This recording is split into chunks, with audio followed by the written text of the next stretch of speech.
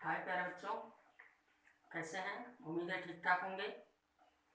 कुछ लोगों का होमवर्क चेक होने के लिए व्हाट्सएप पे आया था, काफ़ी अच्छा लगा, बेहतर प्रयास किया आप लोगों ने। कुछ समस्याएं थी उसके अंतर्गत, जिनमें विशेषकर 3 सेंटेंस के बारे में काफ़ी कमेंट्स किए गए थे आप लोगों के माध्यम से कि सर इसको बता दिया जाए। तो बोर्ड पर हमने उन 3 सेंटेंसेस को नोट कर लिया है। हम लोगों का नरेशन के अंतर्गत अध्ययन चल रहा है। इसमें हम लोग असर्टिव और इंट्रोगेटिव का अध्ययन कर चुके हैं। टॉपिक इम्परेटिव पे चल रहा है इस समय, और इम्परेटिव के अफर्मेटिव यानी कि स्वीकारात्मक वाक्यों के परिवर्तन आपको बताए गए थे। उसी में नकारात्मक वाक्यों का परिवर्तन बचा हुआ था, उसी का डायरेक्ट से इनडायरेक्ट में चेंजिंग हम लोग आज सीखेंगे। लेकिन उससे पहले हम लेते हैं ये 3 सेंटेंस जिनमें कुछ समस्याएं आप लोगों को आई थी, उनको देखें कहाँ गलती कर रहे थे, उस हिसाब से आप अपने आप को फिर से तैयार करें, जिससे कि आने वाले एक्सरसाइज में किसी तरह की कोई समस्या ना हो। आइए देखते हैं बोर्ड पर। पहला सेंटेंस में जो प्रॉब्लम्स के रूप में आया था, द टीचर सेड, अध्यापक ने कहा, what do your father do, तुम्हारे पिता क्या करते हैं। प्रेजेंट इंडेफिनिट का सेंटेंस था, तो आपको सीधे कन्वर्ट करना था। द टीचर सेड का आप बदल के करते द टीचर आस्क्ड। कोई समस्या यहां तक किसी को? ऐसी बात नहीं होगी। द टीचर आस्क्ड, कामा हटा रहे हैं आप, डब्ल्यू टाइप का प्रश्नवाचक वाक्य मिला आपको, तो आप कनेक्टिव वर्ड के रूप में डब्ल्यूएच वर्ड को ही उतार लेते हैं, यानी ये बन गया आपका कनेक्टिव वर्ड यहाँ व्हाट। अब जब कनेक्टिव वर्ड यूज कर लिया आपने, तो देखा होगा आपने, सेंटेंस पे गौर किया, तो बचा डू योर फादर डू, यानी ये फर्स्ट टाइप में बच गया। और फर्स्ट टाइप में जब सेंटेंस बचता है आपके पास, तो आपको बताया गया कि उसको असर्टिव में कर लें। इट मींस इसको असर्टिव में करेंगे तो योर फादर डू, तो योर फादर डू जब बचेगा उसी को कन्वर्ट कर लेंगे, योर को बदलेंगे ऑब्जेक्ट के अनुसार, कोई नहीं है ऑब्जेक्ट में तो आपको कल्पना कर लेना है। It means my father do का आप टेंस बदल के कर लेंगे। क्लियर हुआ होगा? नहीं समझ में आया फिर से देखें आप। द टीचर आस्क्ड कर लिया आपने, ऑब्जेक्ट में कोई नहीं है, आप कल्पना करके मान सकते हैं। और रूल भी आपको बताया गया कि यदि सब्जेक्ट के प्लेस पर, यानी द टीचर सब्जेक्ट है ना, सब्जेक्ट के प्लेस पर यदि थर्ड पर्सन हो तो ऑब्जेक्ट में हमेशा फर्स्ट पर्सन मान लो। क्लियर? और अगर फर्स्ट पर्सन हो यहाँ सब्जेक्ट के अनुसार, सब्जेक्ट के स्थान पर फर्स्ट पर्सन हो तो आप हमेशा थर्ड पर्सन मान लो, क्योंकि सेकंड पर्सन तो दिया ही रहता है बदलने के। तीनों पर्सन आपके क्लियर आते हैं। तो आप यहां ऐसा भी लिख सकते थे कि the teacher asked me. Clear? The teacher asked me, ऐसा भी आप लिख सकते थे। क्यों? क्योंकि आपने यहां कल्पना में मी को मान लिया है, तो द टीचर आस्क्ड मी भी आप लिख सकते थे, कोई संदेह नहीं था इसमें। और ऐसे भी आप लिख सकते हैं कि the teacher asked what my father did. Clear? उम्मीद है अब नहीं गलती होगी इस तरह से। आइए दूसरा देख लेते हैं। Rupa said to Rekha, Rupa said to Rekha, Rupa ने रेखा से कहा, how much money did you spend today, तो जैसे मतलब पूछा इसने, आप लिख लेंगे रूपा आस्क्ड रेखा। यहां तक तो कोई समस्या नहीं, रूपा आस्क्ड रेखा, नो प्रॉब्लम। यहां आप इन्वर्टेड कॉमा हटा रहे हैं, कनेक्टिव वर्ड का यूज करेंगे, तो देखेंगे कनेक्टिव वर्ड कितना वर्ड है यहाँ पर, हाउ मच मनी, ये तीनों वर्ड मिलके आपके कनेक्टिव वर्ड बनेंगे। क्यों? क्योंकि कनेक्टिव वर्ड वहां तक का पूरा माना जाता है शब्द जहां से आपके हेल्पिंग वर्ब की शुरुआत हो।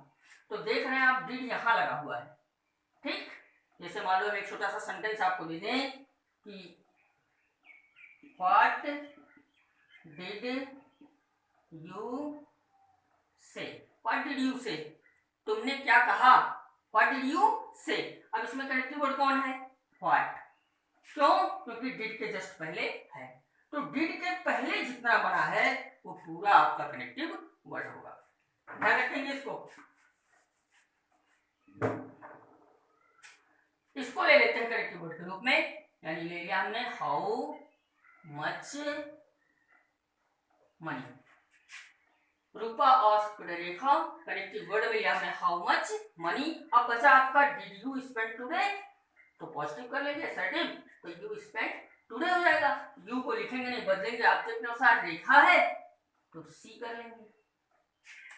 और ये रेखा या रूपा दोनों स्त्रीलिंग में है, यहाँ फेमिनिन जेंडर में है, तो ये किसके लिए आपने लिखा है कोष्ठक में ही दर्शा देंगे, यानी आप रेखा यहीं पर लिख देंगे, कोष्ठक बंद करेंगे। मतलब आप कहने का सेंस आपके है ये जो सी हमने लिया है वो रेखा के अकॉर्डिंग लिया है, ना कि आप समझ लें रूपा के अकॉर्डिंग।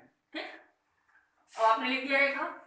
अब क्योंकि पास्ट इंडेफिनिट है तो टेंस बदल के किस में जाएगा, उसका पास्ट इंडेफिनिट बदल के जाता है पास्ट परफेक्ट में, एक स्टेप छोड़ के पास्ट परफेक्ट में। तो हो गया सी हैड, यहां हो जाएगा स्पेंट, टुडे का बदल के होता है that day.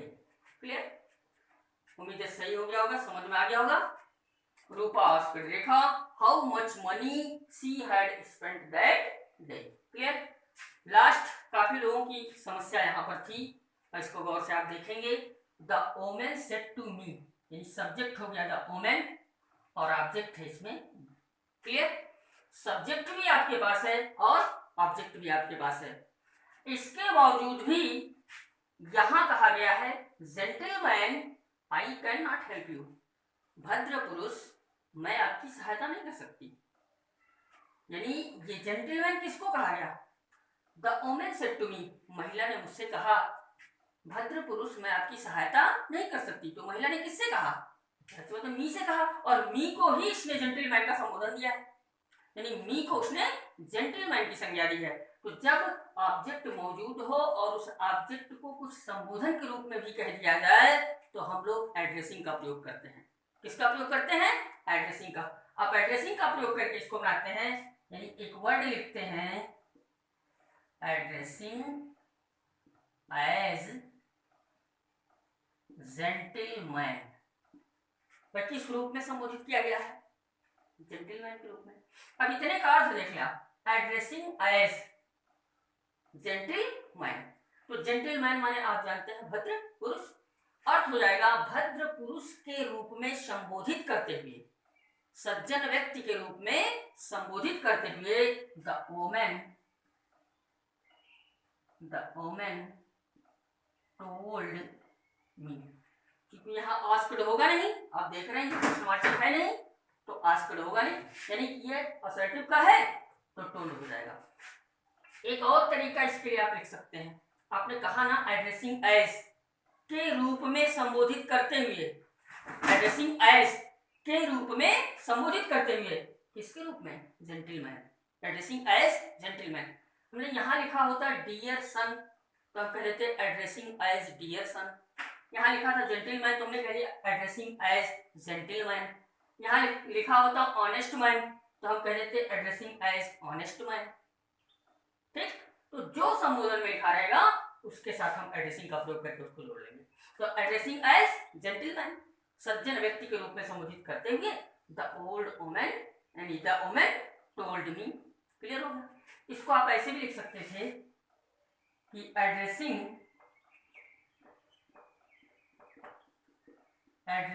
Me as gentleman the woman said.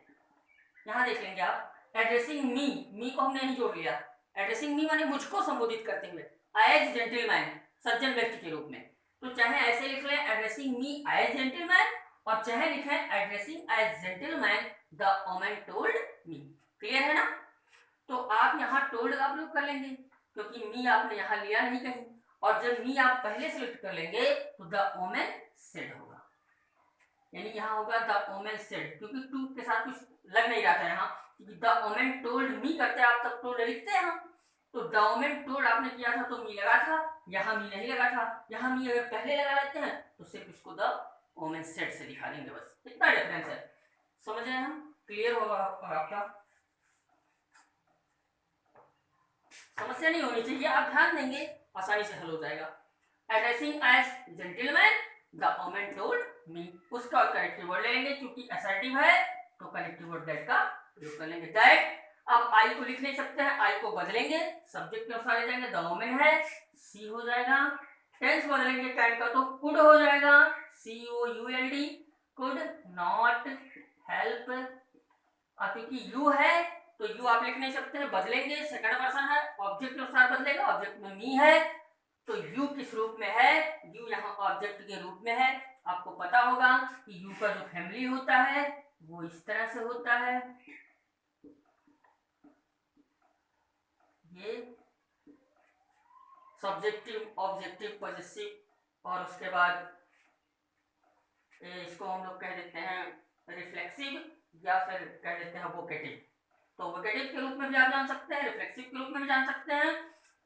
ये सब्जेक्टिव होता है, ये ऑब्जेक्टिव होता है, ये पॉजेसिव होता है, ये वोकेटिव कह लीजिए, वोकेटिव या रिफ्लेक्सिव भी कहा जाता है। तो अब इस आधार पर अगर हम इनको बदलें तो जाहिर सी बात है इनको हम बदलेंगे तो जिस पर्सन में जिसके अनुसार बदलेंगे, सब्जेक्ट या ऑब्जेक्ट में से जिसके अनुसार बदलेंगे उसका भी फैमिली मेंबर होंगे यहाँ, तो उसके जब होंगे तो हम इसको बदलने जा रहे हैं इसके अनुसार, मी के अनुसार, तो इनका परिवार बनता है आई, मी, माई और माई। क्लियर हो गया होगा। किसको हटा रहे हैं, अगर इस वाले यू को हटाएंगे तो ये जाएगा, इस वाले यू को हटा रहे हैं तो ये जाएगा। जाहिर सी बात है यही वाला यू है यहाँ पर ऑब्जेक्ट वाला, क्योंकि ऑब्जेक्ट वही होता है जिसके बाद कोई वर्ब ना लिखा रहे। अगर ये सब्जेक्ट वाला होता है ये वाला यू तो इसके बाद तुरंत कोई वर्ब लगा होता। तो अब यू को हम हटा रहे हैं तो मी को सेलेक्ट कर देंगे, यानी यहाँ हो जाएगा मी और ये हम अपना हटा देते हैं। उम्मीद है सही हो गया होगा। आगे की एक्सरसाइज करेंगे आप और बेहतर ढंग से कर ले जाएंगे, मुझे पूरा विश्वास है। एक छोटा सा पहलू छूटा हुआ था जो इम्परेटिव के अंतर्गत, उसको हमने सिलेक्ट किया है कि इम्परेटिव सेंटेंसेस के अंतर्गत आने वाले नकारात्मक वाक्यों का डायरेक्ट से इनडायरेक्ट में परिवर्तन, यानी जहां हम लोग सिर्फ टू लगा करके वाक्य को जोड़ लेते थे वहीं अब नॉट टू का प्रयोग करेंगे। किसका करेंगे, नॉट टू का। तो आइए देखते हैं नॉट टू का प्रयोग किस तरह से किया जाता है। मान लो लिख दिया गया है कि the teacher said to me, the teacher said to me, अध्यापक ने मुझसे कहा, work hard to get success, work hard to get success, सफलता प्राप्त करने के लिए कठिन मेहनत करो। तो अध्यापक ने मुझसे कहा, तो एक सलाह के रूप में भी हो सकता है कि हमको एडवाइस दिया अध्यापक ने, और अगर आप सोचें कि ये ऑर्डर का रूप भी हो सकता है तो आप इसको ऑर्डर्ड में भी कन्वर्ट कर सकते हैं। फिलहाल यहाँ सोच करके ये लेते हैं कि अगर ऐसा कोई सेंटेंस कहा गया किसी द्वारा तो समझ लो एक सलाह दिया गया है, एक एडवाइस किया गया आपको कि ऐसा करें आप। तो हम इसको कन्वर्ट करते हैं कि द टीचर एडवाइज्ड मी। कोई समस्या, यहाँ तक तो कोई समस्या नहीं होगी। The teacher advised me, clear हो गया। आप सोचें कि सेट को आप एडवाइस के स्थान पर अगर आप ऑर्डर लिखें तब भी चलेगा, क्योंकि अध्यापक विद्यार्थी मुझसे कह रहा है या विद्यार्थी से कह रहा है, मान करके द टीचर एडवाइज्ड मी। अब इस वाले पार्ट को हम जोड़ेंगे तो कनेक्टिव वर्ड लेते हैं, कुछ लेते हैं वो टू, आपको पहले वीडियो में बताया गया है, और उसका वर्ब से जोड़ लेते हैं, यानी कि to work hard to get success. Clear. अब सपोज करो कि इसी तरह से इंपरेटिव का सेंटेंस आपके सामने आए और वो नकारात्मक में हो, यानी निगेटिव में हो, जैसे the teacher said to the student, the teacher said to the student don't leave the class. एक सेंटेंस ले लिया, the teacher said to the student, अध्यापक ने विद्यार्थी से कहा don't leave the class, don't leave the class, class मत छोड़ो। तो अब डोंट आ गया ना, नकारात्मक हो गया, तो आपको घबराने की जरूरत नहीं है। जहां पर आपने कनेक्टिव वर्ड लगाया था इसको ध्यान में रखें, टू लगाए थे कनेक्टिव वर्ड, अब नकारात्मक में होगा तो उसी प्लेस पर नॉट टू हो जाएगा, बस क्या हो जाएगा, नॉट टू। यहां करते हैं the teacher ordered the student. The teacher ordered the student not to leave the class. समझ गए होंगे, यहाँ सिर्फ टू लगा था और यहाँ नॉट टू हुआ. क्लियर है. एक वर्ड और आता है कि आप ऑर्डर्ड, एडवाइज्ड, रिक्वेस्ट का प्रयोग नहीं कर रहे हैं अगर, तो आप फॉरवर्ड का प्रयोग करके भी बना सकते हैं. किसका? फॉरवर्ड का. मतलब इसी सेंटेंस को ऐसे भी कह सकते थे कि the teacher forward the student. The teacher forward the student. अब चूंकि फॉरवर्ड माने होता है मना करना, तो ये नेगेटिव वर्ड होता है. तो जब नेगेटिव यहाँ है तो यहाँ हम नॉट टू नहीं लगाएंगे, फिर वही टू जोड़ करके वर्ब से इसको आगे लिख लेंगे. यानी student to leave the class. ठीक.